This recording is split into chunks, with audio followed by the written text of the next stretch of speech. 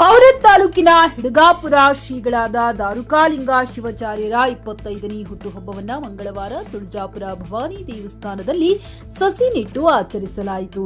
ಗ್ರಾಮದ ಶ್ರೀಗಳ ಭಕ್ತರು ಅವರ ಹೆಸರಿನ ಮೇಲೆ ಸಸಿ ನೆಟ್ಟು ವಿನೂತನವಾಗಿ ಹುಟ್ಟುಹಬ್ಬವನ್ನು ಆಚರಿಸಿದರು. ಈ ವೇಳೆ ಪತ್ರಕರ್ತರು ಮತ್ತು ಪೊಲೀಸ್ ಸಿಬ್ಬಂದಿಯವರು ಸತ್ಕಾರ ಸ್ವೀಕರಿಸಿ ಮಾತನಾಡಿದ ದಾರುಕಾಲಿಂಗ ಶಿವಾಚಾರ್ಯರು ಮಾತನಾಡಿ,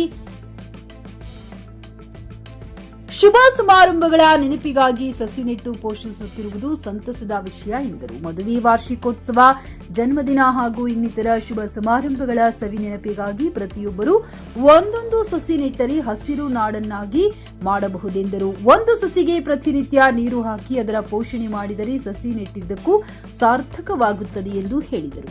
ಹುಟ್ಟುಹಬ್ಬದ ಶುಭ ಸಮಾರಂಭದ ಸವಿ ನೆನಪಿಗೆ ಇಲ್ಲಿನ ಭವಾನಿ ದೇವಸ್ಥಾನದ ಆವರಣದಲ್ಲಿ ಸಸಿಗಳನ್ನು ನೆಟ್ಟು ಅದರ ಪೋಷಣೆ ಕೂಡ ಮಾಡುವ ಸಂಕಲ್ಪ ಮಾಡಿರುವುದು ಶ್ಲಾಘನೀಯ ಎಂದರು.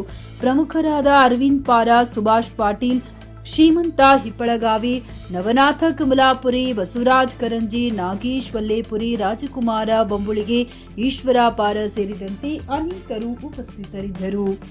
ರಾಜೇಂದ್ರ ಸ್ವಾಮಿ, ಜಿಕೆ ನ್ಯೂಸ್ ಕನ್ನಡ, ಔರದ್.